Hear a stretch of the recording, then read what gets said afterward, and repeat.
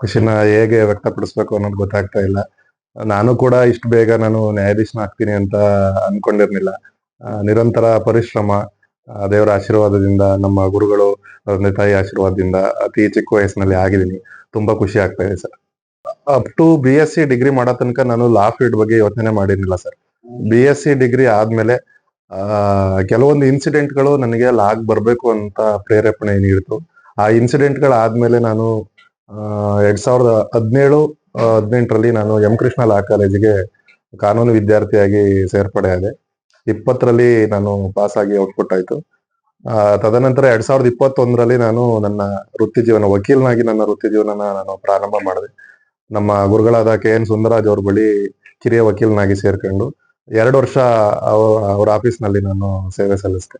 ಅದಾದ ನಂತರ ನಾನು ನನ್ನ ಓನ್ ಆಫೀಸನ್ನ 2024ರಲ್ಲಿ ಪ್ರಾರಂಭ ಮಾಡಿದೆ.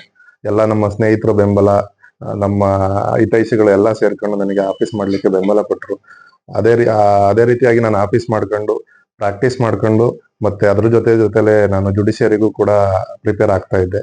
2022, 23ರಲ್ಲಿ 2-3 ಮಾರ್ಕ್ಸ್ ಅಲ್ಲಿ ನಂದು 2 ಸಲ ಮೈನ್ಸ್ ಅಲ್ಲಿ ಎಕ್ಸಾಮ್ ಫೇಲ್ ಆಯ್ತು ಜುಡಿಷಿಯರಿ.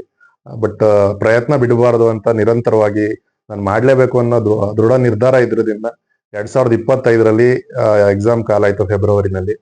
2025 ಫೆಬ್ರವರಿ ಕಾಲಾದಾಗಿಂದನೂ ನಾನು ನಿರಂತರವಾಗಿ ಓದ್ತಾ ಬಂದೆ. ಈ ಬಾರಿ ನ್ಯಾಯಾಧೀಶನಾಗಿ ಸೆಲೆಕ್ಟ್ ಆಗಿದ್ದೀನಿ. 6:30 8:30 ತನಕ ನಾನು ಜುಡಿಷಿಯರಿ ಪ್ರಿಪರೇಷನ್ ಅಂತಾನೆ ಮಾಡ್ತಾ ಇದ್ದೆ ಸರ್. 8:30 9 ತನಕ ಇವತ್ತಿರ್ತಕ್ಕಂಥ ಕೇಸ್ಗಳ ಫೈಲ್ಗಳನ್ನ ರೆಫರ್ ಮಾಡ್ತಾ ಇದ್ದೆ. ನಂತರ ನಾನು ಕೋರ್ಟ್ ಪ್ರೊಸೀಡಿಂಗ್ಸ್ ಮುಗಿಸ್ಕೊಂಡು ಏನಾದ್ರೂ ಬೇಗ ನನಗೆ ಪ್ರೊಸೀಡಿಂಗ್ಸ್ ಮುಗೀತು ಅಂತ ಅಂದ್ರೆ ಬಂದು ಇಲ್ಲಿ ಮತ್ತೆ ನಾನು ಜುಡಿಷಿಯರಿಗೆ ಸ್ಟಡಿ ಮಾಡೋದಕ್ಕೆ ಸ್ಟಾರ್ಟ್ ಮಾಡ್ತಾ ಇದ್ದೆ. ಸಂಜೆ ಒಂದು 6:30 7 ಗಂಟೆ ತನಕ ನಾನು ಒಂದ್ ಸ್ವಲ್ಪ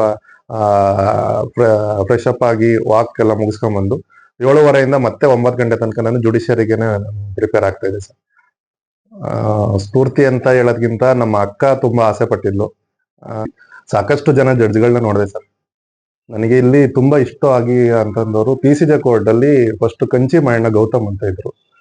ಅವರ ವರ್ಕಿಂಗ್ ಸ್ಟೈಲ್ ನನಗೆ ತುಂಬಾ ಇಷ್ಟ ಆಗ್ತಾ ಇತ್ತು. ತುಂಬಾ ಪೇಷನ್ಸ್ ಆಗಿ ಅವ್ರು ವರ್ಕ್ ಮಾಡ್ತಾ ಇದ್ರು. ಗೌತಮ್ ಸರ್ ಹೋದ್ಮೇಲೆ ಅದೇ ಪ್ಲೇಸಿಗೆ ದೀಪು ಅಂತ ಬಂದ್ರು. ದೀಪು ಅವ್ರು ತುಂಬಾ ಸ್ಪೀಡ್ ವರ್ಕ್ ಅನ್ನ ಮಾಡ್ತಾ ಇದ್ರು. ದೀಪು ಸಾಹೇಬ್ರು ಅವ್ರಿಬ್ರು ಕೂಡ ನನಗೆ ಜಡ್ಜು ಅಂತ ಆದ್ರೆ ಆ ರೀತಿ ಆಗ್ಬೇಕು ಅಂತ ಒಂದು ಪ್ರೇರಣೆ ಸರ್. ಅವರು ನಮ್ಗೆ ಮೋಟಿವೇಶನ್ ಆಗ್ತಾರೆ.